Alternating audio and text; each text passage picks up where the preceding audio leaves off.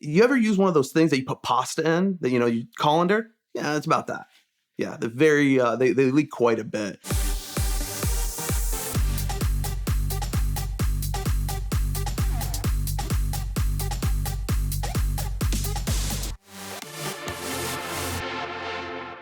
Back in 2019, at the age of 22, I had been working at a boat dealership for about 6 years and watched VINwiki for years and years. And I realized I'm ready to go into the car business. I wasn't progressing as far as I'd like to. So I quit my job, started working at a Ford dealership, and did all right. There was about 11 people there, and I was one of the middle of the road guys.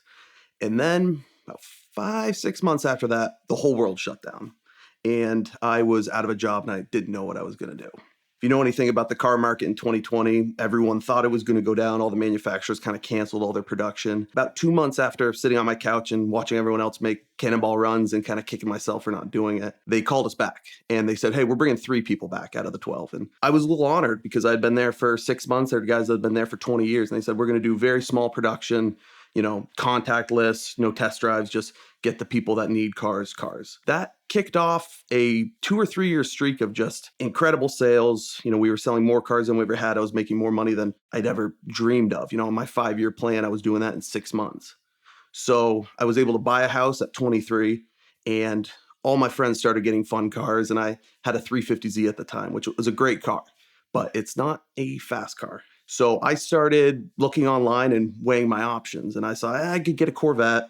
I had about $40,000 to play with. I was like, I could do Corvette. I was looking at newer Mustangs. Then I realized you see those everywhere. That's all you see. So I started watching videos and Doug DeMuro, Jay Leno, a couple other videos, and I realized I kind of want a Viper because the Gen 1 Viper is about as useless as you can get in a car. They don't typically have windows. They don't typically have roofs. There's no traction control, stability control. They're just very raw, and I wanted something that, was a good driver's car. My requirements were it had to have a roof that comes off, had to have rear-wheel drive, and had to have a manual transmission. Viper checked all 3 boxes. I didn't want a red one because I've never liked cars that were, the flagship color. If I ever get a Ferrari, it's not going to be red for a reason. I found one out in Illinois. It was a black 93 car, had AC, which was not a bad thing. I definitely was happy about that. And this one had a aftermarket fiberglass roof and plexiglass windows with like the little slider in it, which took it from being a useless car to like only a semi-useless car, which now I can commute in it. We get quite a bit of rain in Vermont, and I wanted something that, didn't soak me. We ended up buying a couple plane tickets last minute, my cousin and I. I really didn't want to ship a car. One video that really stuck out to me was when Ed picked up his Mercy and drove it home from somewhere out in the Southwest. I was like, I want to fly somewhere and buy a cool car and drive it home. So we flew out, and it was in the middle of like a 4-day rainstorm.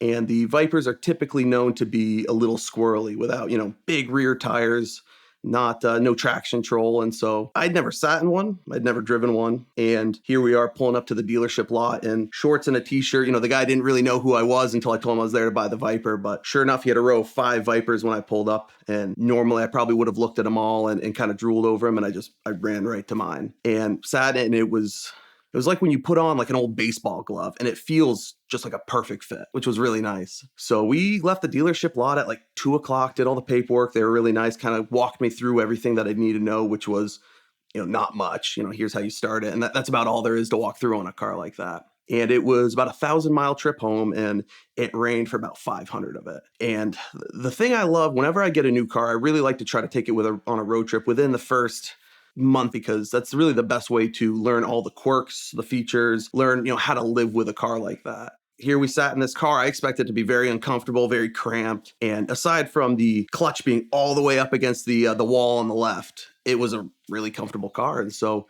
we set off into the middle of the night, just driving through Ohio. And our plan was we're going to drive until we're tired and we'll stop.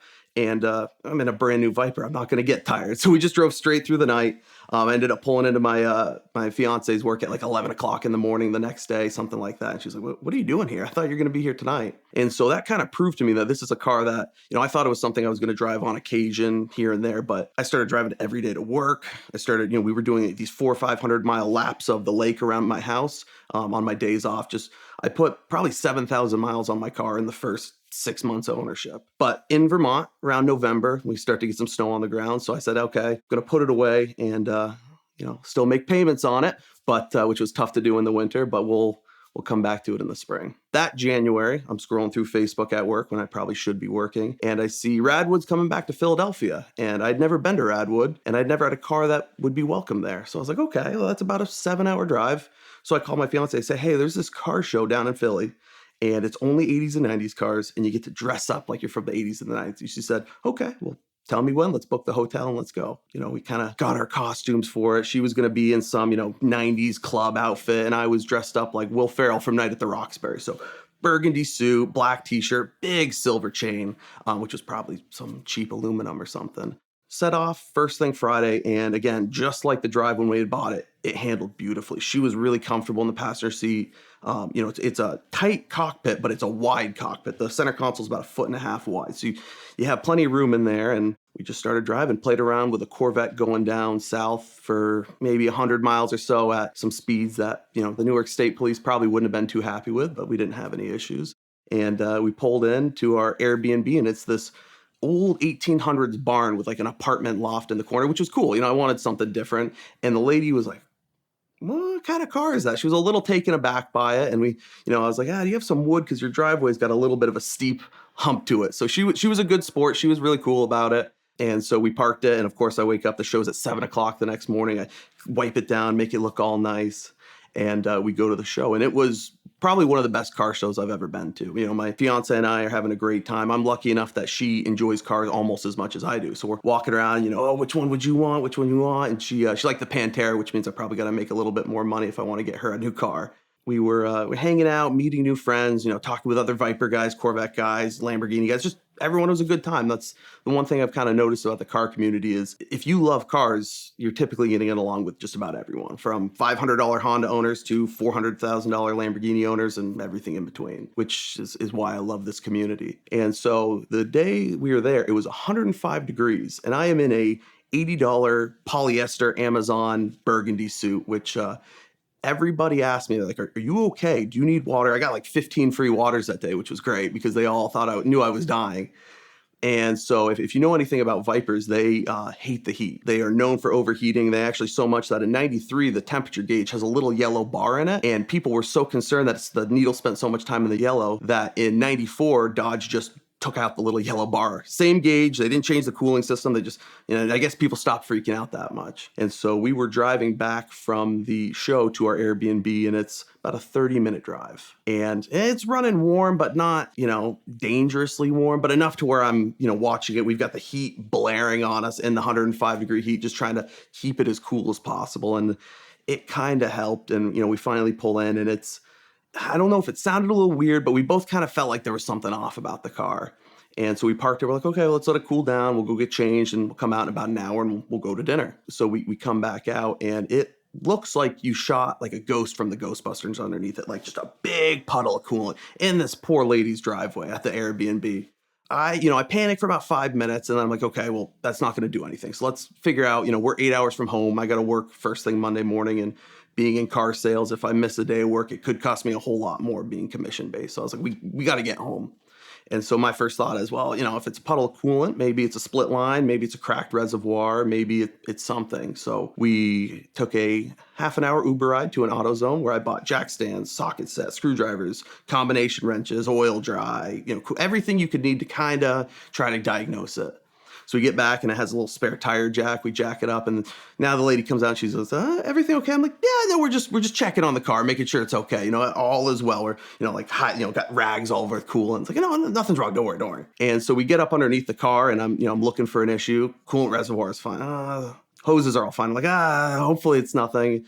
And the car is on its third set of head gaskets, so I had a feeling it wasn't that. But again, it's a Viper. When it decides it needs new head gaskets, it's going to need new head gaskets. So we're, looking around. I was like, get in the car, start it up. Let me see if I can see where it's coming out of. And starts it up, in like probably 30, 40 seconds after that, it's just gushing on me coming out of the water pump, which there's no way I could fix a water pump, but it's not head gaskets. So I'm a little okay with that.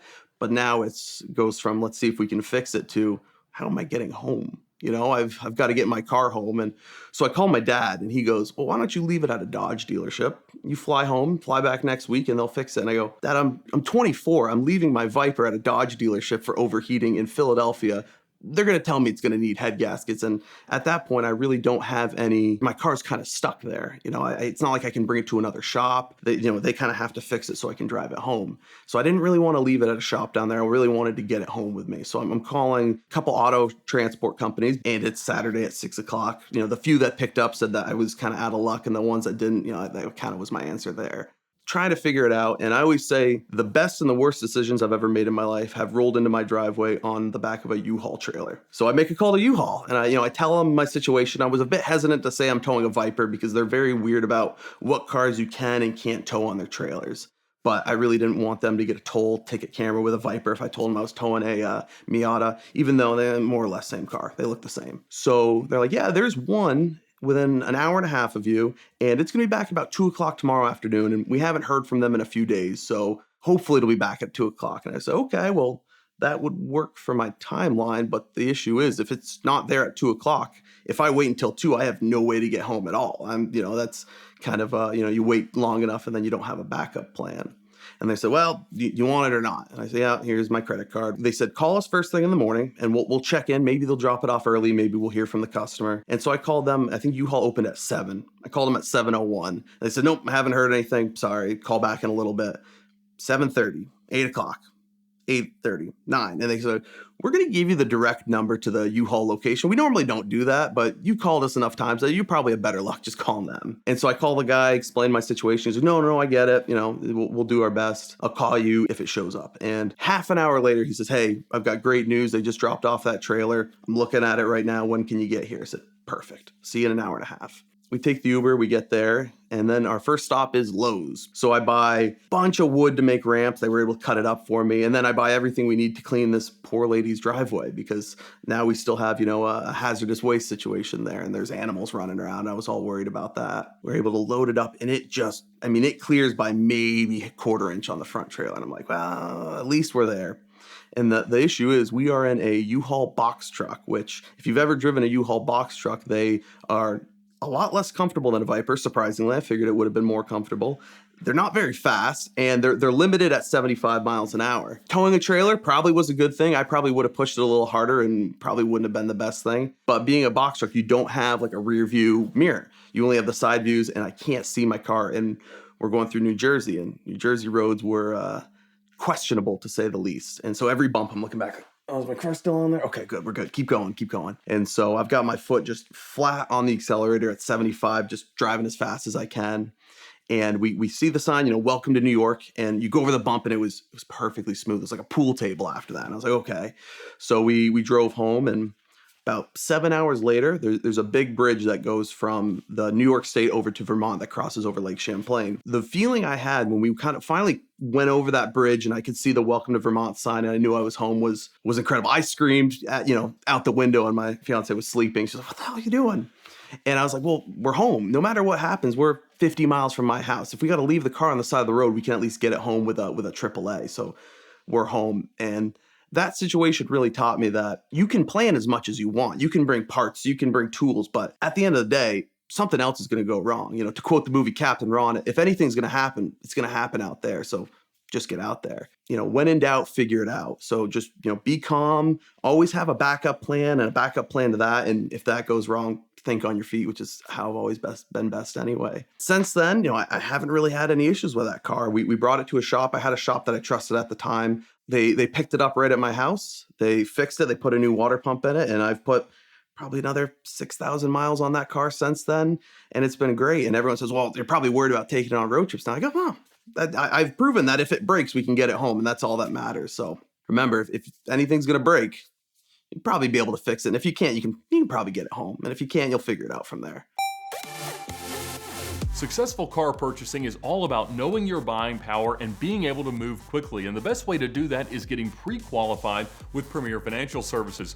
Call one of these numbers, speak to one of their representatives, fill out their application, and then you'll know exactly how much car you can buy. You'll approach a seller, tell them you're already qualified, you've got your simple lease set up from Premier Financial, and you'll be able to close very, very quickly. That's why Premier is one of the most powerful partners in the world of exotic car financing, and that's why I turn to them every time I go out and try to buy something crazy.